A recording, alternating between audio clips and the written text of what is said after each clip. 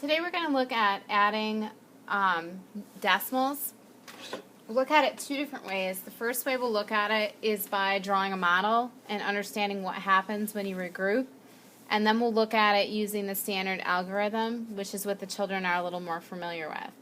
So to draw a model, this is for this first one right here. Let me circle it so you can see which one we're working with. What you would want to do is label, in this case we'll label our ones and tenths. You're drawing the place value model. And then on the top you would draw your 6/10, and then you're adding to it your 2/10. So to get the answer, you would add all these up. There's 1, 2, 3, 4, 5, 6, 7, 8/10. So you would have 8/10, and that would equal 8/10. Let's look at one that shows the regrouping. So let me get an eraser and get rid of this. So this one right here has a little regrouping, and we'll look at how that looks.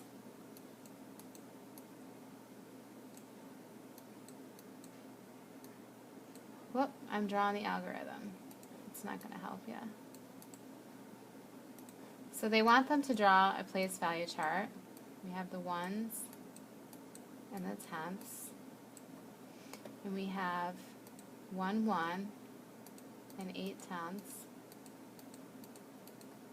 plus 1, 1 and 3/10. So you can see here we have over on this side 11/10 once I add them together and count them all up.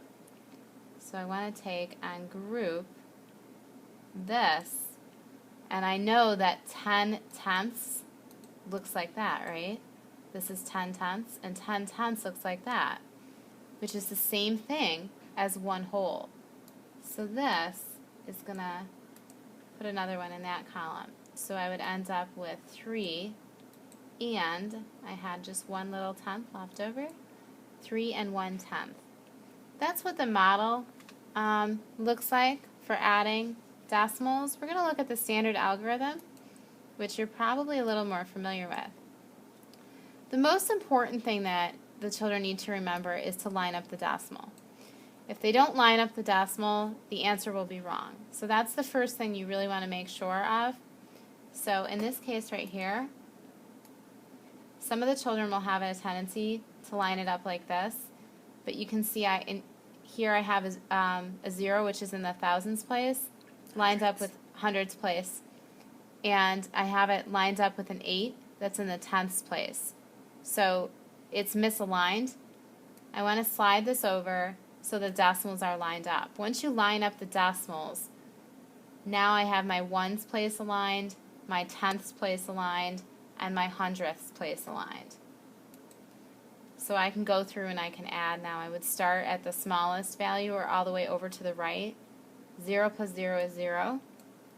4 plus 8 is 12. And again, we looked at if you write 12/10, it looks like that. The 1 goes into the ones column. So now I have 1 plus 2 plus 1, which is 4.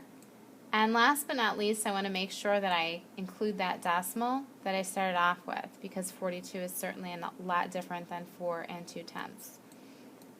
I always tell the kids, if you have that 0 on the end and it's not trapped between a decimal and a number, or it's not trapped between two digits, you don't need to write it. You can just leave that off. So it would actually be 4 and 2/10. And I think we'll look at some examples from the homework tonight, because the homework was probably a little different than you're used to.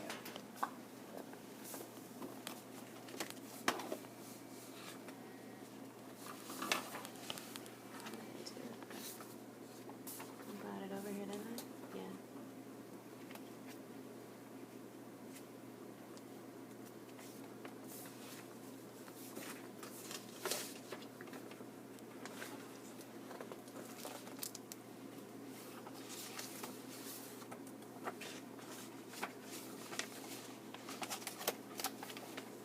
I misplaced their homework. I'm going to just grab one very quickly.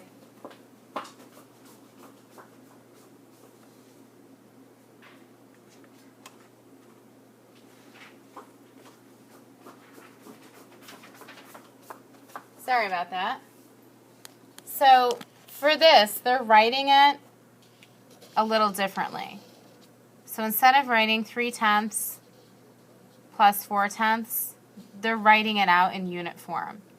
So if I add the 2/10 together, I know that I get 7/10. If you look here, again, they're writing it out in unit form. So 12/10 plus 9/10 is going to equal 21/10. 21/10 we know is equal to that, so that would actually be 2 1s and 1/10. They want them to be able to separate it into unit form, which is a little uncomfortable if you're not used to that. We'll look at a couple more. So 3/100ths would look like that. 4/100ths looks like that. They want them to add them together. 3 and 4/100ths would be 7/100ths. And again, 7/100ths would look like that. So they're just taking it in unit form. If it's easier for the kids to convert them on a separate sheet of paper and then transfer over to unit form, you can do that.